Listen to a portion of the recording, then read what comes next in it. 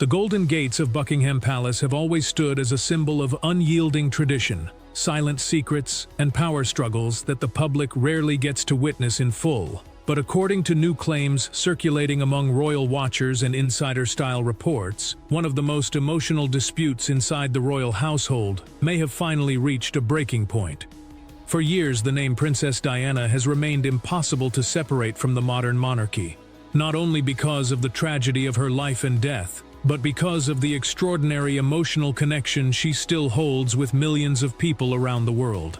Diana was not just a royal figure. She was a mother, a humanitarian, a style icon, and for many, the woman who brought warmth and humanity into a palace that often seemed cold, distant, and controlled by duty. That is why any object connected to her, whether a ring, a brooch, a tiara, a handwritten note, or even a simple personal keepsake, carries far more meaning than its material value. It is not just jewelry, it is memory, it is grief, it is history. It is a reminder of a woman the public still feels was never fully protected when she needed protection most. And now, the latest palace whispers claim that King Charles has finally taken a stand on one of the most sensitive issues surrounding Diana's legacy. Who, if anyone, should have access to her private heirlooms? According to these unconfirmed reports, a serious conversation recently took place behind palace doors after Queen Camilla was allegedly linked to discussions about using or accessing pieces closely associated with Diana's personal collection. Buckingham Palace has not officially confirmed these claims, and private royal matters are rarely explained in public, but the reaction from royal fans has already been explosive because the idea alone touches one of the deepest wounds in royal history. For many people, Camilla may hold the title of queen, but Diana holds the heart of the public, and that difference is exactly why this alleged decision has become so powerful. Sources speaking through royal commentary circles claim that the issue began during preparations for a high-profile royal event, the kind where every detail matters, from seating arrangements to clothing, from protocol to public image, and especially from the jewels chosen for the occasion. In royal life, jewelry is never just decoration. A tiara can send a message, a brooch can represent loyalty, a necklace can connect one generation to another. And when a royal woman appears wearing a piece associated with someone beloved, the world immediately notices. That is reportedly what made this situation so dangerous. The claim is that a piece connected emotionally, symbolically, or historically to Diana was being considered, discussed, or requested in a way that immediately raised concerns among those who understand how strongly the public still reacts to anything involving Diana and Camilla in the same sentence. The moment the possibility was raised, according to these reports, palace advisors became uneasy because they knew how the public would interpret it. Some might call it royal continuity, but many would call it disrespect. Some might say Camilla is queen and therefore entitled to use royal jewels, but millions of Diana supporters would see it as crossing a line that should never be crossed. And that is where King Charles allegedly had to make a choice. Would he continue trying to keep peace inside his marriage and the palace by avoiding confrontation? Or would he finally recognize that Diana's private legacy cannot be treated like a normal royal asset? For years, critics have accused Charles of making too many concessions in order to maintain stability around Camilla's position. Supporters of Camilla would argue that she has endured decades of public criticism and deserves dignity in her role, but Diana loyalists see the matter very differently. To them, Camilla's official title does not erase the pain of the past. It does not rewrite Diana's story. It does not give anyone the right to step into the emotional spaces Diana left behind. And when it comes to Diana's private heirlooms, many believe those items should belong in spirit, if not always legally, to Diana's sons and grandchildren. Prince William in particular is often viewed as the guardian of his mother's memory. He gave Catherine Diana's sapphire engagement ring not as a casual gesture, but as a deeply personal symbol, a way of making sure his mother remained present in the future she never lived to see. That ring became one of the most powerful images in modern royal history because it linked Diana, William, Catherine, and the next generation in one emotional line. It showed that Diana had not disappeared from the monarchy's future. She was still there, quietly present through her son, through Catherine, and through the children who will one day carry the royal story forward. This is why the alleged heirloom dispute has struck such a nerve. If Camilla were ever seen wearing something the public strongly identifies with Diana, the image could become impossible for the palace to control. Explanations would not matter. Context would not matter. One photograph could ignite years of stored emotion, anger, grief, and resentment. And according to the latest claims, this is exactly what palace advisors warned Charles about. They reportedly told him that allowing Camilla to appear connected to Diana's private possessions could trigger a backlash not just against Camilla, but against Charles himself, because many would see it as him failing Diana all over again. That is why, according to these reports, Charles allegedly made a quiet but firm decision. Certain Diana-linked heirlooms would remain off-limits. No public announcement, no dramatic press conference, no official confrontation. Just a private boundary drawn inside the palace. But sometimes the quietest royal decisions carry the loudest message. If true, this decision would mean Charles has finally acknowledged something the public has been saying for years. There are parts of Diana's legacy that cannot be shared, transferred, softened, or absorbed into the present for convenience. There are memories that belong to her sons.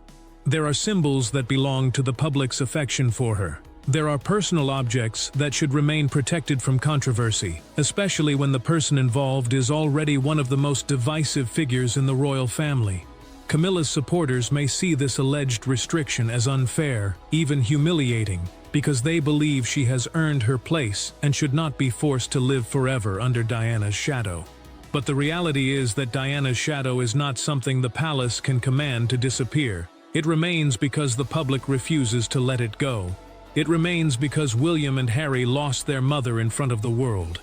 It remains because Diana's compassion, vulnerability, glamour, and pain created a story that still feels unfinished. And it remains because many people believe she was never given the respect she deserved during her lifetime. That is why the phrase "Charles finally wakes up" has become so powerful in this narrative. It does not simply mean Charles made a rule about jewelry. It means that, at least according to these claims, he may finally understand that protecting the monarchy's future requires respecting the monarchy's emotional past. The alleged involvement of Prince William and Princess Anne has added even more fire to the story. Royal watchers believe William would never accept Diana's most personal symbols being used in a way that felt careless or insensitive.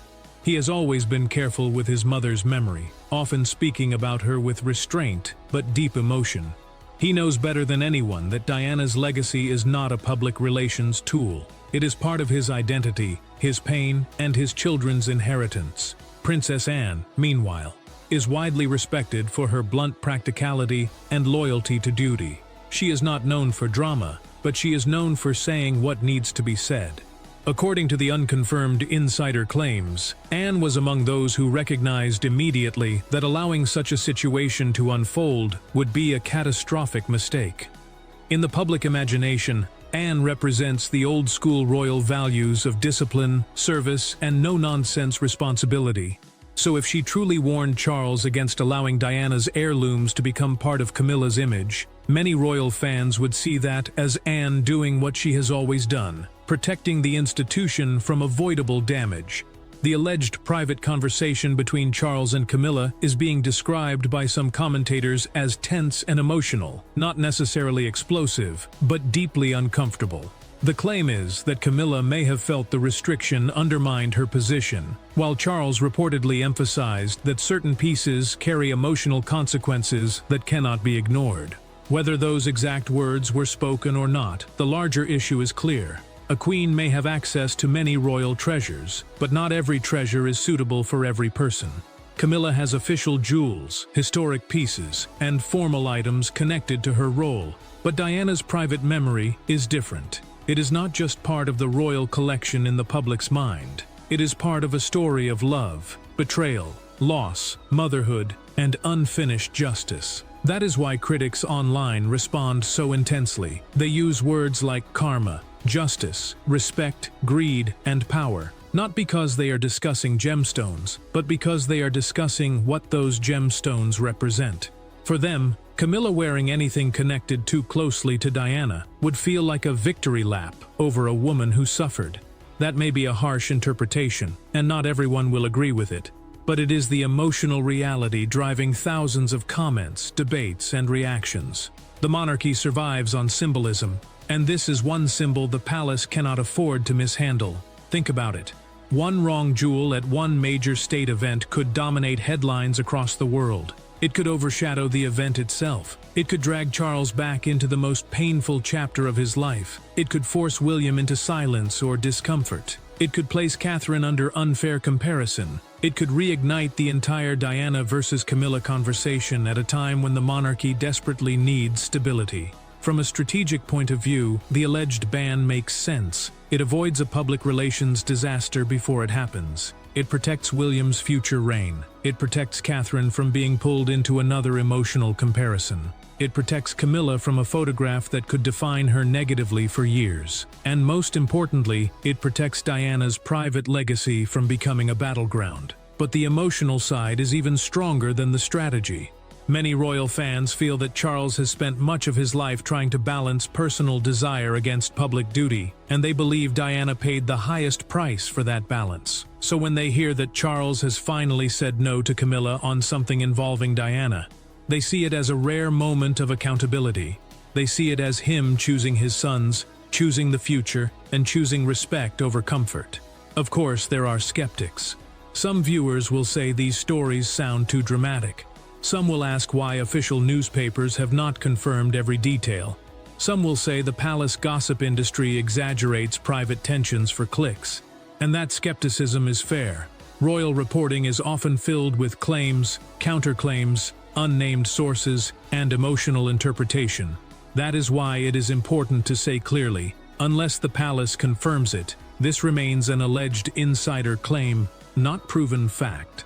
But even if the specific details remain hidden, the public reaction to the idea tells us something undeniable. Diana's legacy is still one of the strongest emotional forces connected to the royal family. Camilla's acceptance is still incomplete for many people. Charles is still judged through the lens of what happened decades ago, and William is still seen as the person most likely to protect his mother's memory. Those truths do not require a palace statement. They are visible every time this topic trends, every time comment sections fill with anger, every time viewers say Diana's items should be left alone. The reported aftermath inside the palace is said to be cold and uncomfortable, with Camilla allegedly unhappy about the boundary, and Charles determined not to revisit it. Some reports suggest staff noticed a change in tone, as if the king's patience had finally reached its limit. Whether or not every detail is accurate, it fits a larger shift many royal observers believe is happening.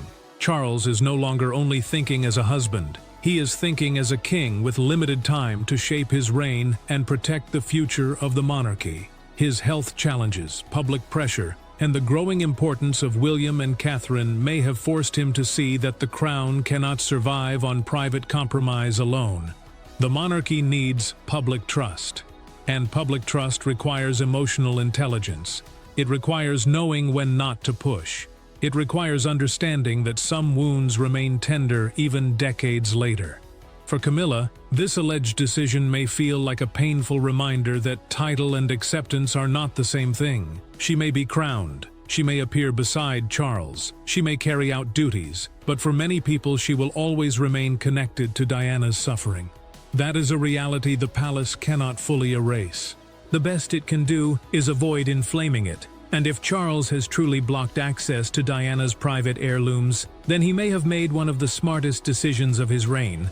Not because it punishes Camilla, but because it prevents a mistake that would have harmed everyone. It tells the public that Diana's memory still matters. It tells William that his mother's legacy will not be casually used. It tells Catherine that the future she represents will not be overshadowed by unnecessary controversy. And it tells Camilla that even as queen, there are emotional boundaries she cannot cross.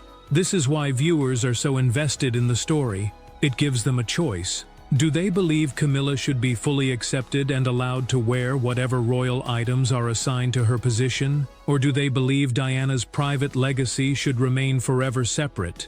Do they believe Charles has finally done the right thing, or do they believe this is too little? too late after years of silence? Do they believe William and Anne had to push him into action? Or do they believe Charles reached this decision on his own because he finally understood the consequences?